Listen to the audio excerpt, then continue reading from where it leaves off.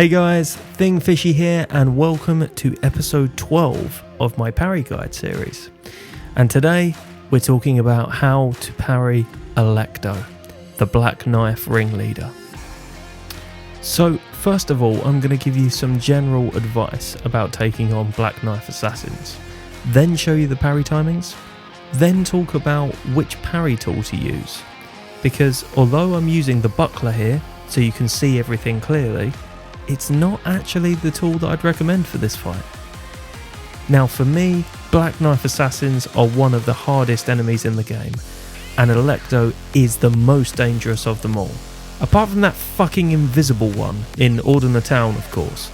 Miyazaki, please, take Rivers of Blood, but can we please keep Elden the skip? Please? So the reason that Black Knife Assassins are so dangerous in this game is because their movement speed just seems completely out of sync with pretty much everything else in the game. In fact, if you're anything like me, fighting these enemies might make you wish you could do so with one of your characters from another From Software game. What we want for this fight is a quick step, a top hat and a sword cleaver, but instead we must take them on with the traditional, much slower Dark Souls mechanics. So my first and arguably most important bit of advice for this boss, and any Black Knife Assassin, is this. Before you even attempt the fight, go into it a few times without being too focused on actually fighting. Don't worry about attacking, just take a few attempts to adjust to the rhythm of this enemy, and to start actually seeing the different attacks. After a few rounds of this with Alecto, it won't seem quite as terrifying as it first did. When you start getting used to the speed of the fight, then you can focus on the parrying. So we'll start off with arguably the most common attack in this fight, and the one that you'll certainly want to parry the most, this quick slash. Now, this happens incredibly quickly and is almost a pure reflex parry. The timing is here when she is raising her weapon. Next, let's look at the fast twist attack, another staple of this fight. The timing is here when you see her body first begin to rotate. Now before we move on, these two attacks can actually be found in this order in one of her combos. So if you miss your parry on the quick attack, which you will at first, you can very often parry the following quick twist instead. Now there is a slight problem with the quick twist attack. It has a sibling, this delayed twist. Now these two attacks look incredibly similar in the heat of the moment, and feel like they are designed to catch you out. The slow twist can be parried at the last moment by inputting here, as you see the final set of sparks appear on the right. Happily, if you do mistake this attack for the quick twist and parry, you can still dodge the attack itself by rolling as soon as your parry animation ends.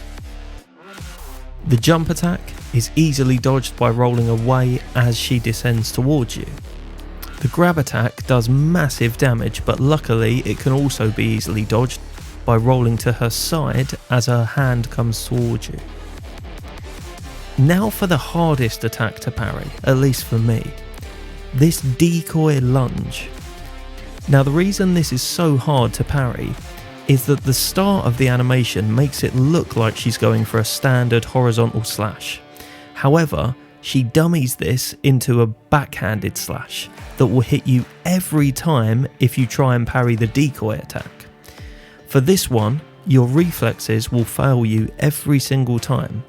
So you actually have to memorize that startup animation and resist the urge to parry it.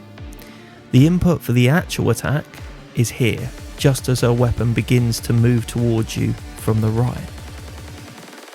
Now we get to the attacks where it begins to matter what tool you're using to parry. This stab attack is consistently parryable with the buckler by inputting here, just as she lands.